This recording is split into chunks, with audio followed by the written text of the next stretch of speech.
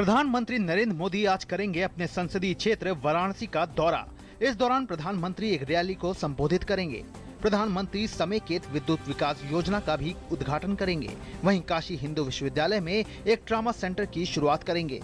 प्रधानमंत्री के कार्यक्रम को लेकर शहर के DLW मैदान में तैयारियां पूरे जोरों पर। देश भर में पेट्रोल डीजल हुआ सस्ता। पेट्रोल और डीजल के दामों में 2 रुपए घटे। इसमें स्थानीय टैक्स शामिल नहीं है। इस महीने में दूसरी बार दामों में कमी की गई है। नई दरें आज से लागू, लेकिन दिल्ली वासियों को नहीं मिल पाएगा इसका फायदा। केजरीवाल सरकार द्वारा वैट रेट में बढ़ोतरी से बढ़ी दिल्ली में पेट्रोल की कीमत। व्यापम घोटाले में CBI ने 5 लोगों की मौत से संबंधित मामले में जांच तेज की। एजेंसी ने परीक्षाओं में गड़बड़ी करने से संबंधित 3 मामलों में दर्ज की FIR। ये प्राथमिकी प्री मेडिकल टेस्ट 2009 और 2010 तथा 2011 की प्री PG परीक्षा के सिलसिले में दर्ज की गई है। पूर्वोत्तर क्षेत्र में चल रही प्रमुख विकास योजनाओं के लिए केंद्र सरकार 92,000 करोड़ रुपए खर्च करेगी। पूर्वोत्तर राज्यों के मुख्यमंत्रियों की बैठक में प्रधानमंत्री ने पूर्वोत्तर के तेज और सतत विकास के लिए सरकार के संकल्प पर दिया जोर। प्रधानमंत्री नरेंद्र मोदी ने की स्किल इंडिया मिशन, प्रधानमंत्री कौशल विकास योजना और कौशल विकास 2015 के लिए नई राष्ट्रीय नीति की शुरुआत। रोजगार, बाजार और मानव शक्ति की जरूरतों के वैज्ञानिक रूपरेखा बनाने पर दिया जोर। प्रधानमंत्री ने कहा कि अब गरीब परिवार का बच्चा किसी से पीछे नहीं रहेगा। भारत ने पाकिस्तान के समक्ष अखनूर सेक्टर में हुए गोलीबारी और मोर्टार शेल दागकर 2 बार संघर्ष विराम का उल्लंघन पर जताया अपना विरोध। इस गोलीबारी में एक महिला की मौत हो गई थी, जबकि 2 BSF जवान समेत 6 अन्य लोग घायल हो गए थे।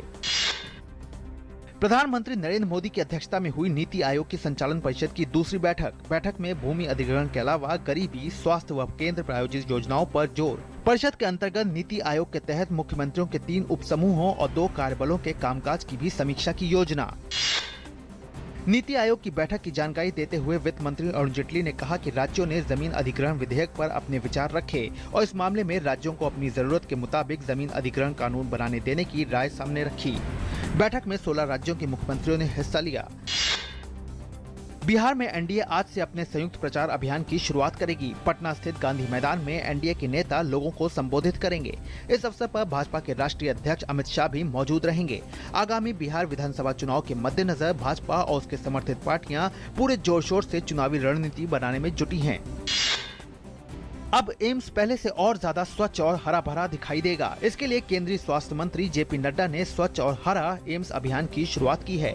ये अभियान कायाकल्प पहल के तहत चलाया जाएगा। इस अभियान के तहत एम्स में मरीजों को बेहतर सुविधाएं देने और परिसर की साफ सफाई से लेकर ऑनलाइन रजिस्ट्रेशन को बेहतर बनाना शामिल है।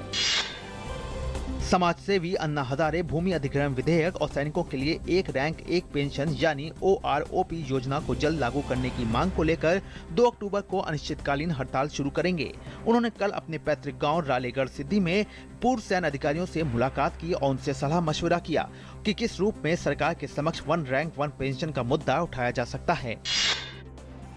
असम के 3 जिलों के 150 से अधिक गांवों में बाढ़ का पानी घुस गया है। खबरों के मुताबिक धेमाजी, लखीमपुर और शोणितपुर जिलों के लगभग 64,000 लोग बाढ़ की चपेट में हैं। या जिले के 11 राजस्व क्षेत्रों को अगले 24 से 48 घंटों के दौरान बाढ़ की संभावना से सावधान किया गया है।